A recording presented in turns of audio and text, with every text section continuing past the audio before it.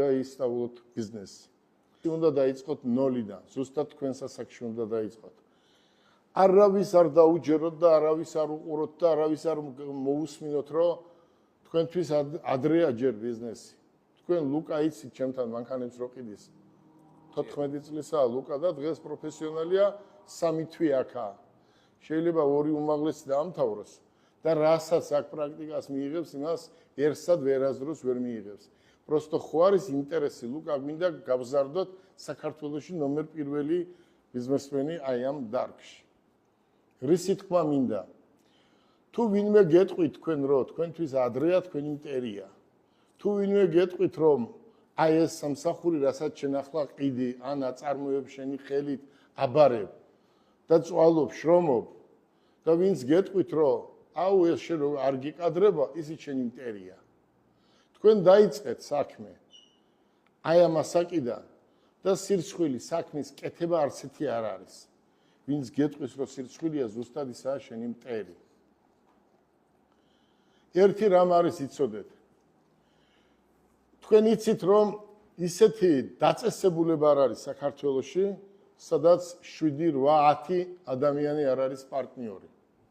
და მე გესმით რომ ერთი თქვათ სახელს არ დავარქმევ, მაგალითი თქვათ ერთი რაღაცა ჭიქას ყიდიდით მე და შენ და ჩემი პარტნიორი 10 კაცი.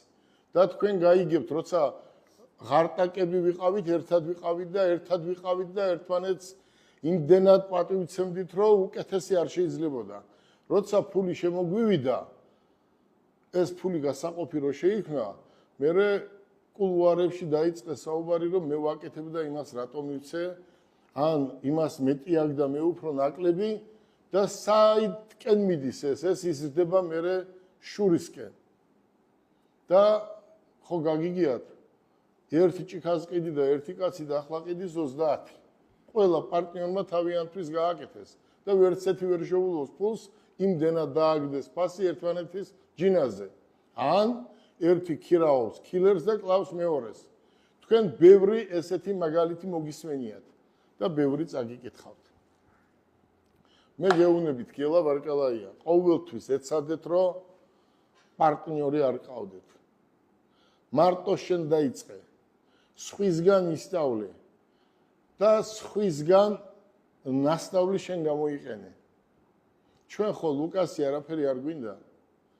ჩემს ხელში ლუკასნაირმა გაიარა დაახლოებით 1000-მა, 2000-მა, 3000-მა.